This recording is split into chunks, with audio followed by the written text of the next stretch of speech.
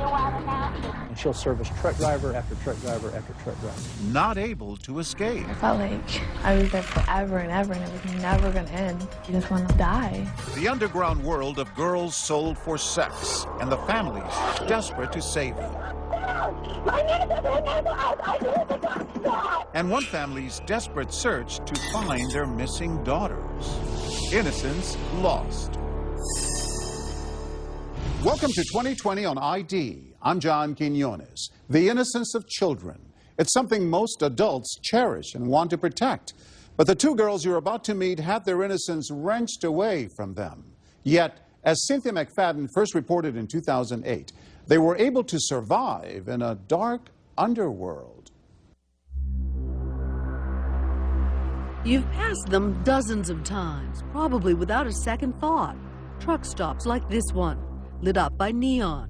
But there's a secret life hiding in the dark at some of these truck stops, part of a shadowy criminal network that traffics in the sale of underage American girls for sex. The hellish journey of two such young girls took them to a place much like this, but began innocently, a few steps from home.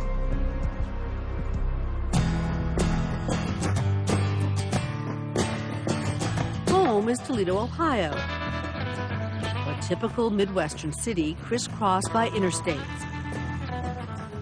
Highways that carry not just cargo, but something far more valuable and vulnerable. Kimberly lives in Toledo. She's a 15-year-old high school freshman. Her best friend is her 14-year-old cousin, whose face we're masking to protect her identity. We'll call her Carol. The girls grew up together and often went to the local fast food restaurant after school for milkshakes called Frosties. It's a 15-minute walk from home. They came home from school, their chores were done. Stephanie is Kimberly's mother. Dinner was going to be probably about another hour and a half, 2 hours, so yeah, go ahead. It's not that far. As you're walking, I mean, are you saying, oh, it'd be great to cause some mischief tonight, or any of that kind of stuff? No, I just wanted some Frosties, man. I'm like, oh, dude, I just was in the mood for Frosties really bad. It was a spring afternoon in 2005. It was just getting dark because it was raining, so the sun was blocked by rain clouds, so it was a lot darker than it would have been if it wasn't. So then a white Lincoln pulled up beside of us. In the passenger seat, a man Kimberly thought was the father of one of her classmates. And he said that his name was Mike. At the wheel, attractive woman she didn't recognize, but she looked harmless. And they're like, hey, how are you and stuff, and they offered us a ride up to Wendy's. All of a sudden, all those warnings they'd heard so many times before flew out the window. I mean, my mom's told me a million times, no, don't get into the car with strangers. But I thought I knew the guy, so but it was. And it was raining, and Wendy's was just down the street. And so I stupidly did. And they passed up Wendy's, and they're like, well, we're going to go get you some Chinese food. And I'm like, okay. I started getting like... There would be no Chinese food, no milkshakes. The cousins were taken against their will to this house and held prisoner. so you get to the house, and he locks the door and puts on the alarm and says you're not going anywhere. What do you do? I didn't cry because I didn't want my cousin to see me because she was just so emotionally unstable. All the time she just walked around like, what's going to happen next? You know, she didn't know if they were going to go off or what. So she's 14, and you're 15, and you feel like you have to be the strong one. Yeah, I had to. Terrified, the girls are separated by two women who call themselves Envy and Cashmere. Envy takes me downstairs, and Cashmere takes my cousin upstairs. She explained to me, you know, what I had to do, like that I had to sleep with men for, like, money and stuff. How did she say it to you? She just came out and said it. She's like, she was so comfortable with it. She's just like, yeah, you know, you had to sleep with men for money. And I'm like, what? Did she use the word prostitute? Yeah. She's like, you'll be a prostitute for daddy, what she called him. And she's like, and you have to call him daddy, you know, so. Daddy? can't even look at his picture. No, I don't. This was just the first of many nights of terror. Kimberly and Carol, just a few miles from home, were about to enter a terrifying world. Just 2 of thousands of American teens every year forced into sexual slavery. There are children throughout the United States that are being sold as prostitutes. Our guide to this shadowy world is Mike Beaver, an FBI special agent who's been tracking this growing problem for more than 5 years. How young are these kids? It's not uncommon to see 12 and 13-year-olds out. What we've learned is if you have adult prostitution in an area, there's probably child prostitution occurring as well. Kimberly and Carol had fallen victim to an extensive, loosely organized network of predators. The pimps are individuals who are seriously looking for easy money. They love power and control. They have mastered the technique of manipulation. They are consumed with money. There is nothing other than money. They will take the child and remove them from what they know because they can control them more closely. It means changing their identity. They obtain fake IDs. They will dye the hair of the children. All these are formal business practices that they use to isolate and keep the kids from being detected. All that was happening to the cousins inside this regular-looking house in a residential neighborhood of Toledo. Until then, Kimberly was a typical teenager, worried about her grades and loved to write poetry. But now she was a prisoner, about to be sold for sex, living in constant fear. We were in the bathroom, and he came in, and he held his hand up and stuff, and he's like, "What are you talking about? Your boyfriend, you know, I'm the only man in your life now," and stuff. I'm like, and then he slapped my cousin, you know, and he's like, "See what you made me do?" I didn't know what would happen if they would, like, grab a knife to shut me up or something and stab me. I didn't know. Or what kill these your people, cousin, or... Yeah, I didn't know what these people were about, you know, so I had to see what they were capable of. The girls waited until their 3 captors, Envy, Kashmir, and Daddy, the pimp who all goes by the street name Machiavelli, had fallen asleep. We didn't have shoes on, we didn't have coats on, we didn't have anything. We just wanted to get out of there and try to find wherever we were. He came up behind us and he grabbed us by the hair. It's like, and he dragged me and her into the dining room and he threw me into the glass dining room table. He started dragging my cousin upstairs. She was screaming, she's screaming my name. And then all of a sudden I seen her falling down the stairs. He pushed her down the stairs. He pushed her down a flight of stairs? Yeah. And she busted her lip open right here, and she had bruises on her arm and stuff. She was crying and stuff, and her lip was bleeding and everything. It was really bad. It looked like escape wasn't going to be possible. They said, if you do anything wrong, we're going to hurt your cousin. And that really hit home. It's like a mind game because she's my best friend. And so I didn't want to do anything wrong because I didn't want her hurt. Did they threaten your family as well? They said that if you leave, we know where you live. Back at home, as day turned to night, their parents are growing frantic. It's just getting later and later. 9 o'clock, I started really getting worried, you know, because it's dark now. It's raining pretty hard. Kimberly's mother, Stephanie, and Carol's father, David, are brother and sister.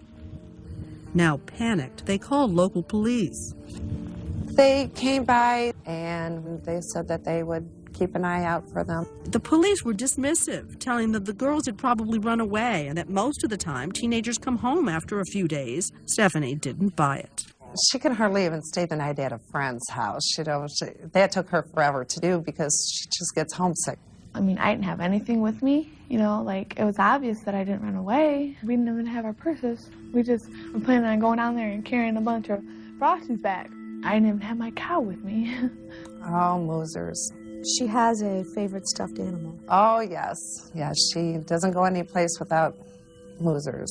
She sleeps with him every night. When you saw that Moosers was still at home, did that make you think? She would have ran away.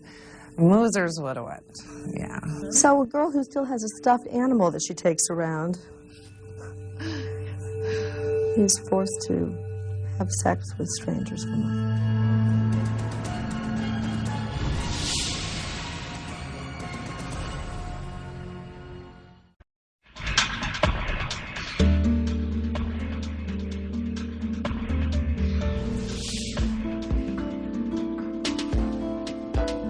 Two teenage cousins, Kimberly and Carol, have vanished off the streets of Toledo and have now been missing for 48 hours. I'm thinking at this point, like, something's happened. Police think the girls, ages 14 and 15, have probably run away and will most likely come home soon. But Kimberly's mother, Stephanie, refuses to just sit and wait and starts to search on her own.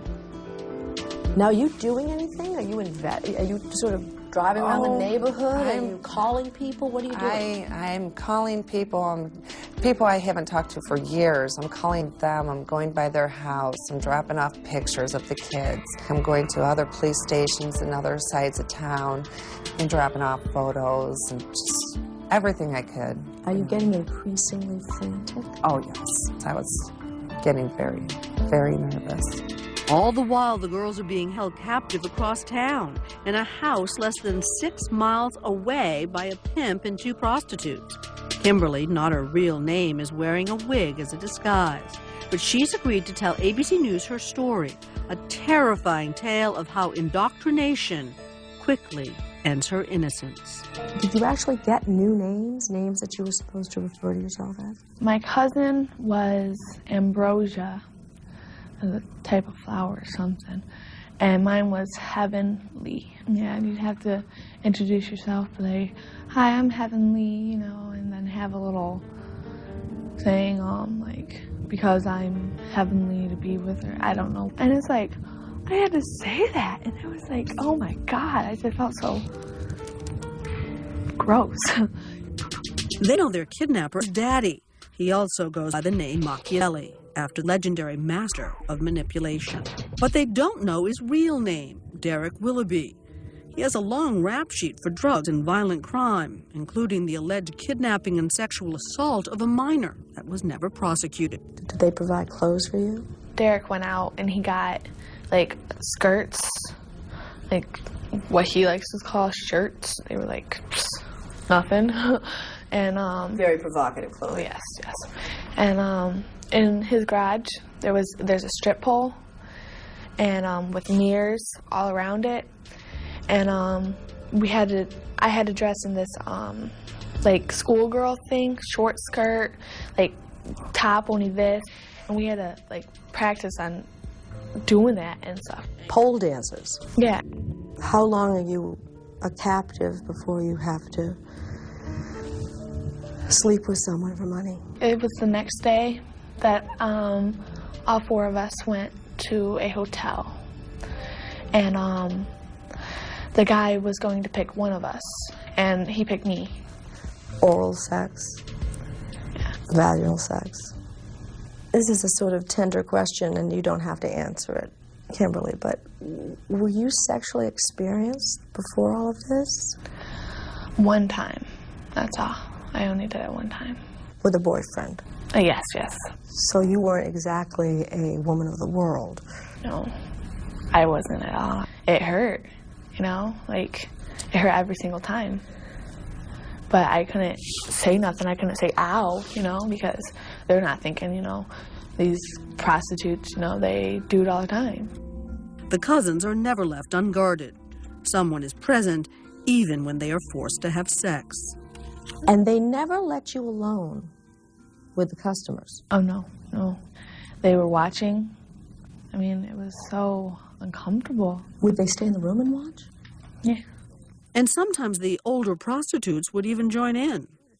And you had to do stuff with girls, too. Oh, yeah, I had to do something with envy. That was so disgusting. That was like the worst part, really. In fact, it's common for adult prostitutes to supervise what's known as a seasoning period for young victims. Somebody is always walking her to the next date and walking her back. She comes back and she's locked in the apartment with other girls. University of Toledo sociologist Celia Williamson studies the sexual exploitation of teenagers. We've increased community awareness And started a program to help rescue victims. So the reason that a girl who, let's just say, was snatched, doesn't just run to the first police officer, the first person that she sees and says, you know, I'm being held against my will. It's because that pimp says to her, I will hurt your family. I'll hurt your siblings. You better not say anything to anybody. Until she can find a way to escape, make eye contact, tell someone during the seasoning period, she's not going to get away. A 15-year-old high school freshman, not even old enough to drive, is now being schooled as a teen prostitute. So they're giving you the Sex 101 class? Yeah, they're just telling me what to do and what not to do, and like they can't touch you without paying more. They can't, no kissing on the lips, no hickeys, you know. And they said that, you know, just act like you're liking it. You know, and I'm like, well, that's going to be hard, you know. I didn't want to do any of this. I wanted to just knock them out and run. Among the hard lessons of Machiavelli's force boot camp, how to evade police. Like, we had to do this obstacle course in the backyard with like cones. And we'd have to go under the swing set and hop over the fence. And when I did it, my face went like this and just whammed up against the fence. By day, the girls are held in separate rooms in the house. At night, they're taken to work at this strip of Toledo motels. Their forced labor earns up to $500 a trick for Machiavelli. Did any of the Johns ask you how old you were? No. No. They didn't care? No, they didn't care. They didn't care if I was 12. You know, they just wanted something. And what was sick is that, like, one of them, my first time, he had a wedding ring on. And I'm like, oh my God. I mean, that's just wrong, you know? I mean, you got a wife at home. You don't need to be doing that. Did you think you were going to make it out of there? Honestly, I probably gave up hope, like, the 5th day. I'm like, I swear, like 10 times in 1 hour, I told my cousin that, don't worry, we'll make it out. You had to have hope for the two of you. Yeah. Just 2 of what's believed to be thousands of victims. When we use the term sexual slavery, you literally mean that young girls are being bought and sold. Absolutely. We have girls in Toledo taken off the street and forced into prostitution, taken to another city and forced to work the streets and having no money, not able to make phone calls, not able to escape, not able to leave. After 7 days of captivity, a regular client, a truck driver, is recruited to drive the girls along with Kashmir and Envy out of state to a fresh set of customers. Machiavelli following close behind, while back home, a mother and father wonder if they will ever again see their daughters. Police know that after 48 hours, the chance of a safe return dwindles by the minute. Now you're into the 2nd week. Do you start to think that maybe she's not coming home?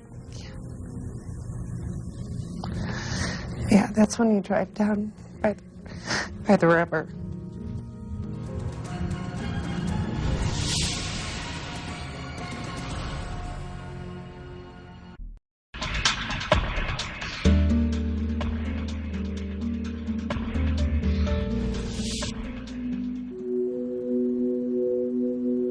Teenage cousins kidnapped in Ohio are in an 18-wheeler rumbling towards the Michigan state line. Forced over the past week to have sex with multiple strangers. They have been missing for 9 days. It felt like years that I was there. It felt like, you know, I was there forever and ever, and it was never going to end. The truck driver is 46-year-old Richard Gordon. His payment for the trip, sex with 15-year-old Kimberly, while her cousin and the prostitute called Kashmir go to another truck. And I had to do something with Richard. And I didn't like that because truck driving just didn't. The truck stops are unique in how they're used to market children. They're isolated. They're out of the public view. They're traditionally out of law enforcement view. Where are you, Kevin? Each girl can net their pimp more than $1,000 a night. These pimps operate across the United States, and what they do is they network with each other. They will call each other and say the money is good today in New York, and then pimps will go to that area. As it heats up with law enforcement or the money is saturated, then another pimp will call them to Florida. So part of the battle against the trafficking of teens for sex is taking place along the nation's highways.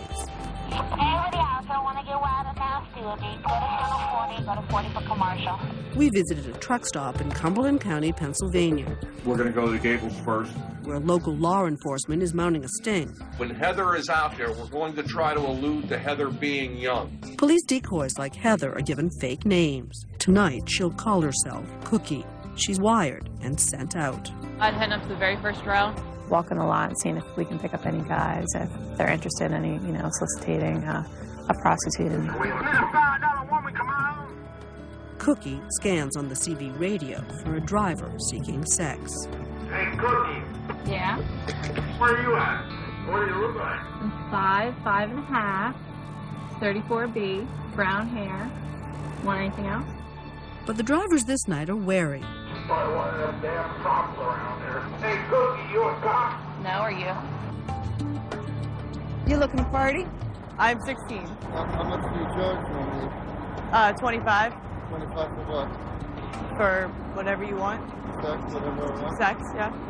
This driver takes a pass. The guy that she was talking to is in row 4. But finally, Cookie makes a deal. Sex for money. You guys going that way, we'll go around this way. Just got him. Right now, you're under arrest for criminal solicitation to commit prostitution. The arrest is made, and the cargo, a truckload of shampoo and detergent, is seized. Have a seat in there. I'm trying to keep the company going. That's unlikely. Police call the trucking company and ask if they want to bail out not the driver, but the truck's valuable contents. Because in his case, the decoy did not claim to be underage, the driver faces only a misdemeanor charge and a $425 fine. The police hope that with stings like this one, they can at least put a dent in the trafficking of teens for sex. It's not easy to stop, but what you can do is you can go out and you can listen. And if you hear or see a child moving, you can try to intercept. You can do sting operations. Back at that truck stop in Michigan, it's 1 in the morning. Kimberly and Carol are still separated and scared, but they're now supposed to have sex with the truckers lined up along what's called Party Row. What do you look like? And all the prostitutes operate on their own channel. So Blossom may operate on channel 12. Orgasm may operate on channel 6. Where you at, baby? We'd be channel 19 and they'd be channel 11. And so, they switch over to here, say, yeah, this is where we are and stuff. Then she will ask him, what does your house look like? House meaning the semi that he's in. And he'll say, I'm in the red house down towards the end. And you will see the prostitute get out, and she will go down, and she'll service truck driver after truck driver after truck driver. Go to channel 5 for that commercial company. For Kimberly, it's almost too much to take. You just want to break down and cry. You just want to, die. But then one driver notices some very young-looking girls and, disgusted, calls police. 911. A couple of girls at the TX at 167 trying to do business out here. Could this be the break police finally need to rescue these two young and terrified cousins? Stay with us.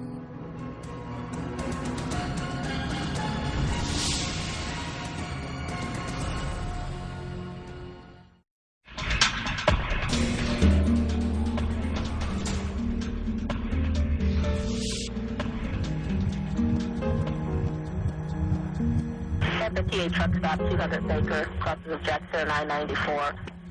In a truck stop off Michigan's busy Interstate 94, a truck driver notices what appears to be two underage prostitutes at work. Instead of driving on, he calls 911. They've just recently gotten into a white semi-truck with a trailer. Our call came around 3 in the morning. Soon, Sheriff Daniel Minzy's officers are on the scene. It's not uncommon. We've had them here before. They come up from the Toledo area.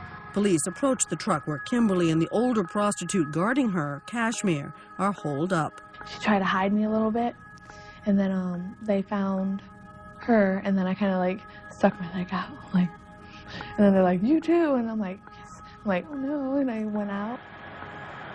Two of them had identification, the truck driver and one of the females who was an adult. The other one who didn't have identification gave a false identity, false name and date of birth. Kimberly lies to the police because she's terrified about what her pimp, lurking nearby, might do to her or her cousin if she tells the truth. And remember, he's drilled her to give false information. They're not going to tell you they're juveniles. They're going to give you fake names. I mean, you try to put yourself in the situation and say, I'm desperate, I want to get out. The first thing I would do is say, you know, I'm really 14. Help me. They know the consequences, and they are scared to death. And I was just, you know, looked like I was scared, like I was terrified. I kept on fidgeting and stuff, like, and I didn't really look at them or anything. I'm like, you know, like, kind of like, just help, you know. Once police are able to get Kimberly alone, they realize something is terribly wrong. So then they're like, well, you're free to go home. They said that to Kashmir, and they kept me. Once they had left, she told us that she was much younger and gave us her real name, which we ran through the computer and found out that she was missing out of Toledo, Ohio. I just wanted to go home, and I'm like, you know, I've been kidnapped, and my cousin is still with them, and she's probably gonna get hurt if they know and stuff. And the police officer, like, he hugged me, he's like, it's okay, you know. And Kimberly had been rescued. Police rushed her to the nearest hospital, but all she could think about was her 14-year-old cousin Carol, who was still a captive and being held in a separate truck. Like, oh God, you know, what's happening to her? You know, I didn't know anything. I was just crying. I was hysterical. For the first time, I was able to cry. And for the first time in nearly 10 days, Kimberly's mother finds out her daughter is still alive. It was the best day. What did they say? That the girls had been kidnapped and being held against their will, and that they have been forced into prostitution. While her mother and Carol's father, David, make the 90-minute drive to Michigan, Kimberly is treated at the hospital. I took a whole lot of pills, you know, to make sure I wasn't, if I got pregnant, you know, it's gone. If I had any sexually transmitted diseases, it'd be wiped out before then. Then my mom came in, and she's like, she started crying. She's like, I'm so sorry that happened and stuff. Oh, I remember walking into that hospital room. Oh my God. She was laying there, and she just looked at me, and she started crying, and we hugged, and oh, we didn't let each other go for a long time. She held on tight, you know, very tight, very tight. It was both happy and miserable. I was ecstatic. I have my daughter, and she's in one piece. Where's my niece? In fact, her niece Carol is still being held by the pimp, who has fled the truck stop and who police believe is heading back to his home base in Ohio. Officers rush to alert Toledo police. Everybody sees a white Lincoln with a black male driver and possibly two white females in the vehicle. The driver's name is probably going to be Derek Machiavelli. Meanwhile, Stephanie and David race back to Toledo with Kimberly in the back seat, frantic to find Carol. But how? Kimberly remembers the name of the street where they were held, the only brick house on the block. They find it with Carol's sneakers outside, and Carol's father calls 911. Yeah, my daughter's been kidnapped. I found the guy's house. Their cars are home. It's Downing, D-O-W-N-I-N-G? Downing. And this is the person who took your daughter? This is his address? Yeah. For 40 agonizing minutes, they sit in the car, waiting. Still, no police. Now, Kimberly's mother calls 911. Yes, we called about a kidnapping. Let me check it. Okay. Okay, I do see the call in. It's in, but we haven't had a crew yet to go because we've been pretty backed up. Okay. My niece is in the house. I know the guy has been abusive to the kids, sexually and physically. I'll let the dispatcher know that you're checking on the ETA, but like I said, we've just been pretty backed up right now. And the police said, you know, it's a low priority. We can't send it. Right. And once my uncle heard that, he went into his truck, he got a crowbar, and he just right to the house. And I grabbed the phone chasing after my brother, and I called the police again on my way up to the house saying, "This is serious." 911. We need the police here now. We're going in. We're getting my niece. My brother is banging on the door. Give me my daughter. Give me my daughter. What was about to happen would be the strangest twist of all when we return.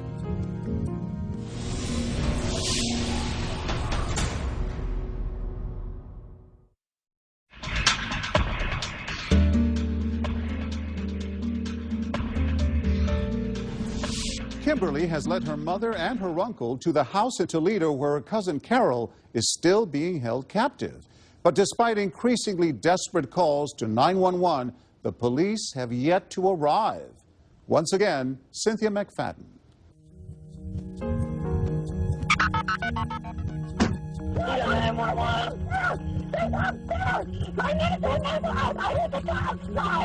We're hearing the frantic screams of an aunt. She's been waiting for police to come rescue her 14-year-old niece, who's now crying for help from inside this house. But an hour and a half after the first 911 call, police are still nowhere in sight. Ma'am, where are you? I'm in the second of the floor. I don't know. What's the rest of the street? Downing. Downing? Yes. Get over here. Okay. Excuse me? And I hung up the phone, and I told my brother, I said, "Get in that house. She's screaming for us." With Kimberly in the back seat, Carol's father grabs a crowbar from his car and breaks the front window of the house. He went running upstairs, and I went running behind him, and he tackled the guy, and my brother was beating him with the pipe, and I didn't see my niece. The window was open. They threw her out the window, out of the second-story bedroom window. Who threw her out the window? Derek. They just threw her out. And my uncle started, fighting with Derek, and my mom started fighting with one of the girls. It's a fight across the street now. There's a guy beating up the guy on the grass. Then a neighbor calls police. Oh my God, she's hitting him with a rock or something. The guy's sitting on him, and then the other people are beating him. Derek had blood on his face, and he was holding my uncle down. And the two girls were like pounding big old rocks into his head and stuff. These people are beating this man. They've hitting this rock. His head's all bleeding, and there's no police here yet. In addition to the family's calls, there will be a total of 3 more calls to police by neighbors. But still, no one comes to help. And then I saw my cousin way over there, and I'm like, come here. And she starts running there, and she gets in the back seat. And then we were in the car for about 5 minutes, and then finally the ambulance arrives. In fact, after 7 911 calls, the ambulance and ABC's affiliate, WTVG, are on the scene before any member of the Toledo Police Department. The man spotted his daughter in the house and started to try to break into the house to recover his daughter. The father on that individual day probably did what any father would do. We asked Toledo Police Chief Mike Navarre why in the world it took so long for police to respond. We answer about 1,000 calls for service every day. And sometimes we get there within seconds. Sometimes it takes several minutes. In fact, it took 93 minutes. Finally, police take everybody to headquarters and question the prostitutes, who say the girls were there voluntarily. Yeah. Nobody forced her to go up. She was excited and happy and all that. I mean, she wasn't acting scared. And there was nobody held them against her? No, and them girls knew that if they wanted to leave, that they could leave. Did you have to watch the girls in the house or anything? We're not holding you here. We're not holding you here. There goes the door. If you ever want to leave, leave. Police also questioned pimp Derek Willoughby, who at first claims to be a clothing salesman. That's what I'm doing, selling clothes. Well, I said anything else? No, that's it. Nothing else? Nothing else. So who are these two girls? Brandy and Jennifer? They're friends of mine. But after an hour... All right, so let's stop playing games. All right? We're going to start. I know who Cashmere is. I know who Envy is, okay? I know what you do. You're probably going to end up getting charged with kidnapping, 2 counts of kidnapping, okay? 2 counts of compelling prostitution. You got 2 white girls, and you got 2 white girl minors. 14 years old, 15 years old. And then you got the feds in your because they throwing in the border, taking them across state lines, and then they talking white slavery. And you talking a long time in jail. You might have thought so, but that's not what happens. Willoughby and the two prostitutes are released on bail. With her kidnappers again free to roam the streets, Kimberly feels frightened, in danger, and abandoned. It's like, I mean, constantly you had to be like, you know, is today the day that they're gonna get us, you know? I thought that they were gonna light my house on fire, you know? Or, I mean, sleep with a knife by my bed, you know? And, I mean, constantly I woke up like 10 times a night, you know, I hear something and I just shoot up like, what's that? For the longest time, I was really depressed, and all I wanted to do was, like, you know, kill myself. But, like, I couldn't, you know, if I left, my cousins just be, like, you know, out there and have to face this all alone.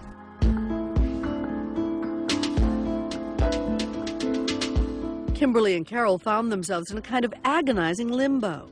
Their captors free to roam the streets of Toledo. 14-year-old Carol even ran into them at the local mall. Her and Envy, like, face to face, like me and you, face to face, and they're like, just looked at each other, and they both turned around and started walking away. So she goes out in the car and she calls me up, and she told me, I'm like, what? And stuff, and I'm panicking because I'm like, oh God, oh God, oh God. And I'm like, lock the door, and get down. But 7 months after the girls were snatched off the street, a federal grand jury finally indicts Derek Willoughby and the 3 other adults on multiple charges. The 2 men and 2 women transported the minors from Toledo to a Michigan truck stop where they were sold as sex slaves and beaten up. The prosecution was part of a nationwide FBI roundup of sex traffickers in which 31 people were charged. More than 30 child victims were identified. 9 of them, including Kimberly and Carol, were from Toledo. Authorities say that Toledo is one of the hubs for teen prostitution, and yet it seems nobody in Toledo knows it. No. I had no idea anything like that was happening in Toledo. I was very shocked. It's a big surprise to me. Big surprise to everybody I know. Now, with her captors in federal custody, Carol feels able to talk to ABC News. I was really scared because I never imagined that would happen to me. But she's still frightened enough that she asked to wear a wig as a disguise, and we're masking her face to protect her identity even further. I'm doing a lot better now that I'm in counseling for it and everything. But I have them nights where I just think about it and break down and cry. We asked her if there was anything she wanted to say to the man who kidnapped her. God, there's so many things I want to tell him. I hate what he did to me and my cousin. What he did to my dad. And he thinks he calls himself a man. A man would not do that. A man would not take 2 young teenagers from their loving home and do that to them. I don't want to see tears anymore. For Kimberly, the hurt still lies just below the surface. And I don't see how they can think that they didn't do anything wrong. No, I mean, hitting us and verbally, mentally, and emotionally abusing us, taking away everything, our childhood, no. When you say you've lost your childhood, is it another way of saying you've lost your innocence and your trust? And oh yeah, I lost a lot of trust in people, you know.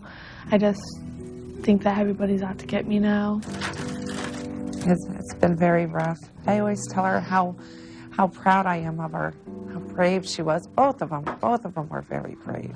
So are you nervous about today?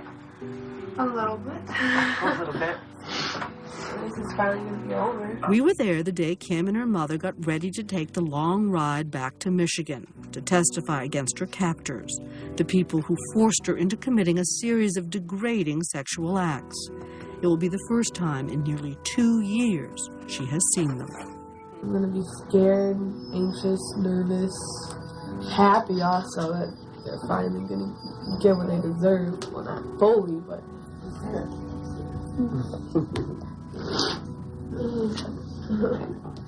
You ready? you're not going to let them win. no, they can't, because then they're just going to get away with it. I mean, if they go free, that's just injustice. Outside court with her mother and uncle, who 3 years later is still recuperating from his beating, Kimberly reads some of what she will tell the judge. I wish that they get the most time in jail, like I was in jail from them. They hurt me and my cousin physically, emotionally, and mentally. They don't need a chance to do this to any other girls. Finally, over. Yes. Pimp Derek Willoughby pled guilty to trafficking minors across state lines for prostitution and was sentenced to 8 years in federal prison. The prostitutes, Brandy Shope, known as Envy, and Jennifer Husky, called Cashmere, are sentenced to 6.5 years in prison. And truck driver Richard Gordon gets 5 years. You're still scared. I don't want them to get out, because if they get out, I don't know if they'll find me. I mean, they found me once, you know. I mean, I know there's going to be them nights where I'm just going to be thinking about it, but I'm moving on with my life slowly but surely. Yeah. I mean, you feel like crap. You feel like you lose your self-respect. How do you get it back? Hopefully doing this today, you know, letting other girls know, watch out. So hopefully I help somebody, and I told my story so that people can watch out for themselves. After serving their sentences, Derek Willoughby, Jennifer Husky, Brandy Shope, and Richard Gordon were all later released from prison. Kimberly has spent years recovering. There have been troubles with the law, depression, and post-traumatic stress. Today, she's the mother of 2 children, and she says that counseling and a support system are essential for victims like her. I'm John Quinones. Please join us next time for another edition of 2020 on ID.